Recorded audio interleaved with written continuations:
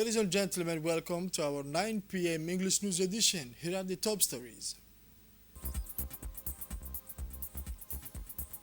Djibouti candidate presents his main priorities of elected chairperson of the African Union Commission. And for the international news, Guterres wants permanent African seats on Security Council. The details on this news.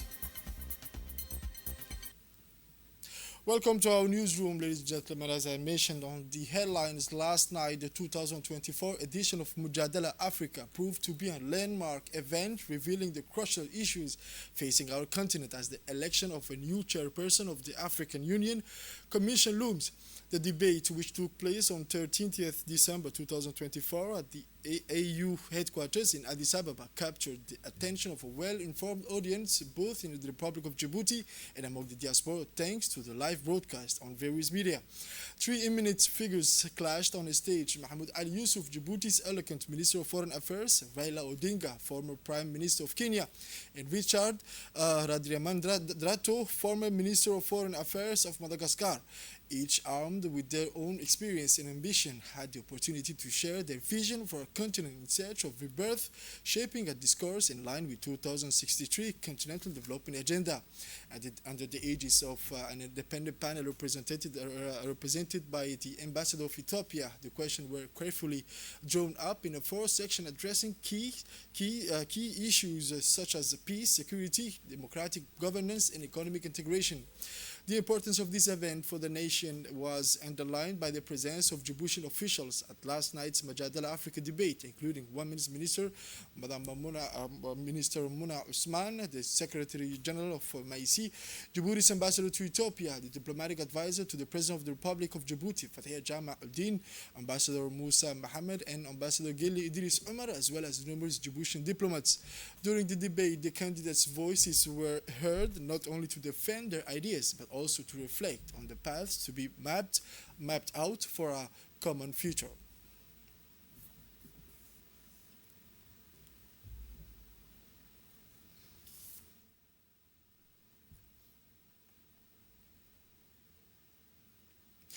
The Minister of Foreign Affairs, Mr. Mahmoud Ali Yusuf, Djibouti's candidate for the presidency of the African Union Commission, faced two politicians, the former Prime Minister of Kenya and the former Minister of Foreign Affairs of Madagascar, who impressed the audience and all those who followed the Mujadala Africa debate last night with his knowledge of the continent's major issues in a series of four rounds of questions, the first of which focused on the vision and ambition of each candidate for the African continent.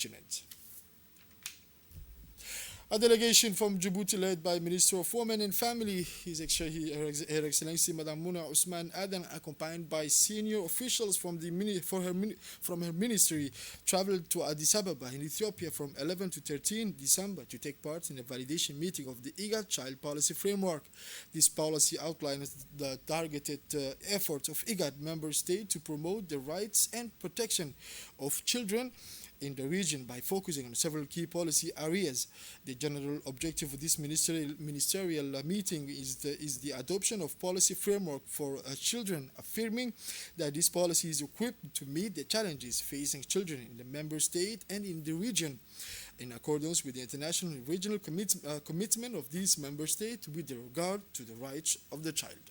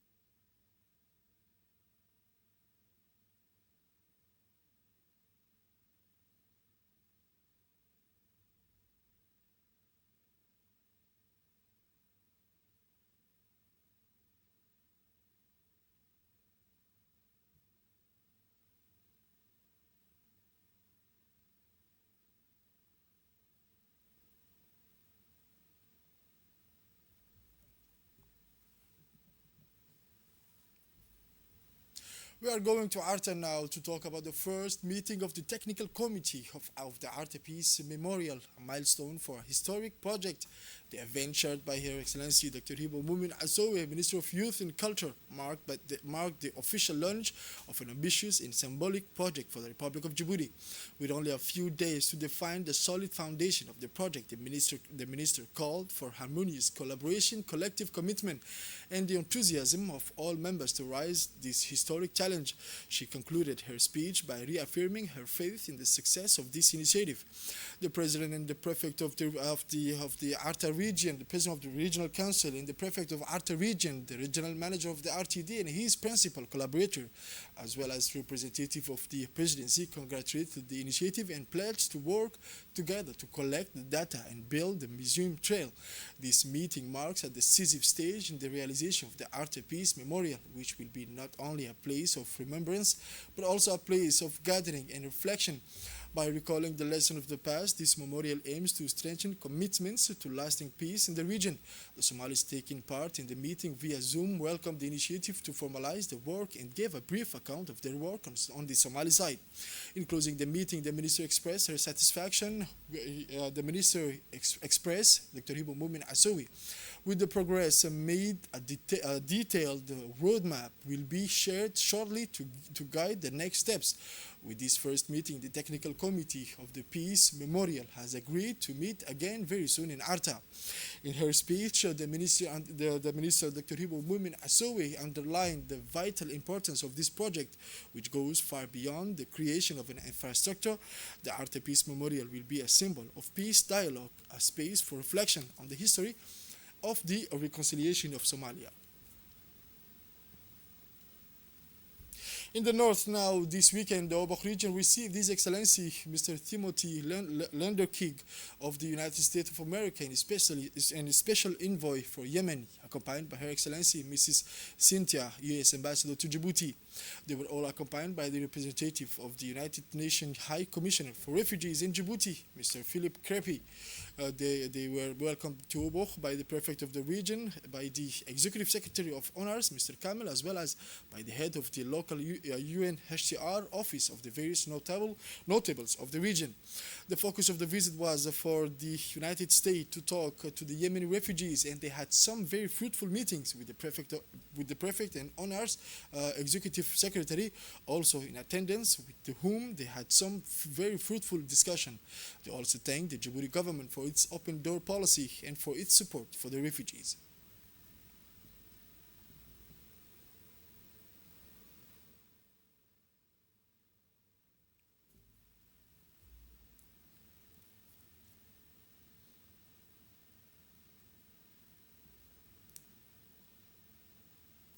After a tour of the village of Markazi, they were able to talk to Yemeni refugees and Eritreans and visit the health center and education classrooms in the village of Markazi. They then returned to Djibouti in the afternoon.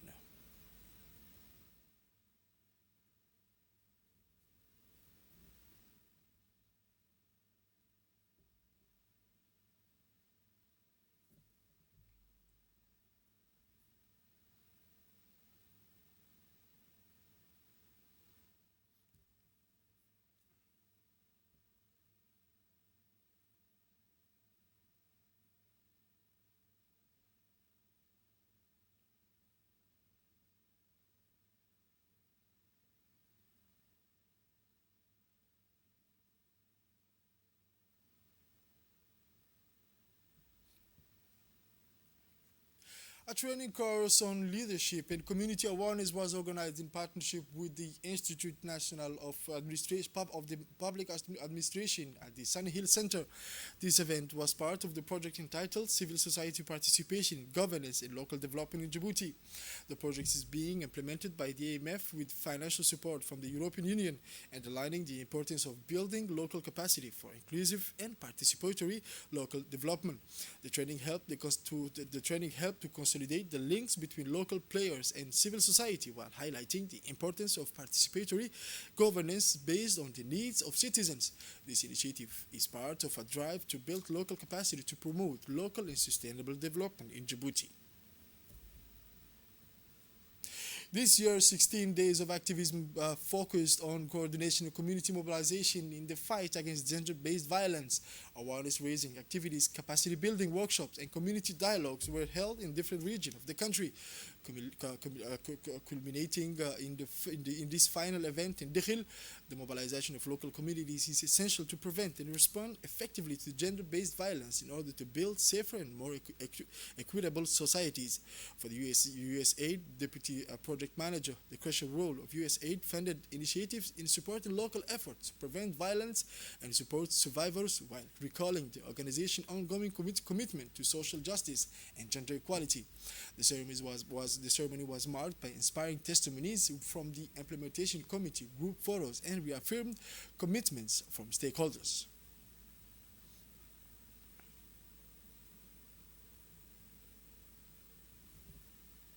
In his speech, the prefect of the region of Dikhil praised the collective efforts being made to prevent violence against women and children and girls, while stressing the importance of strengthening partnerships between the government, civil society organizations, and development partners.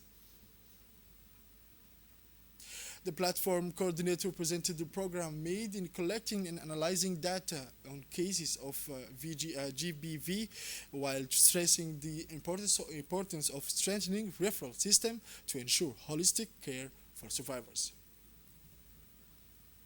In Ali Sabih, now a mobile medical team led by Mohammed Miguel, the Director General of the Ali Sabih Regional Hospital, visited the village of Holhol for consultation with local residents. The multidisciplinary qualified team included general practitioners, nurses, midwives, and nutritionists. The various care activities carried out focused on consulting adults and children.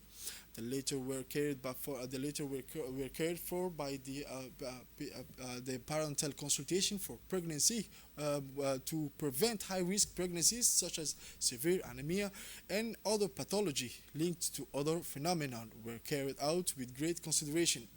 At the end of the consultation, the traditional chiefs expressed their thanks to the team led by the general manager of the regional hospital of Ali Sabih, Mohammed Miguel Hassan, for the medical care they had received.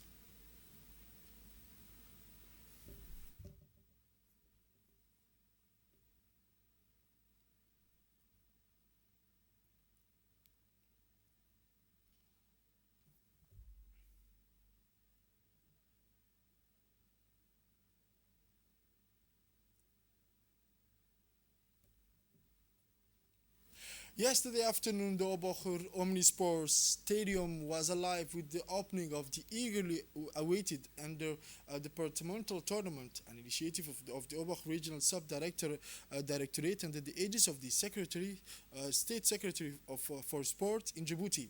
The event, which highlights the importance of sport as a lever for unity and social cohesion, drew an enthusiastic crowd and brought together representatives of the local authorities as well as top sport executives. Among those present was Mr. Omar Hassan, the director of the regions, accompanied by a number of officials from the State Secretary for Sport, as well as leading figures from local government. The tournament was designed to strengthen links between the various public services and promote sport in the region. Over the coming weeks, the tournament will see a number of teams representing various public services and local organizations compete against each other. Each match promises to be a high-intensity affair, offering the spectators the chance to celebrate sports in all its diversity.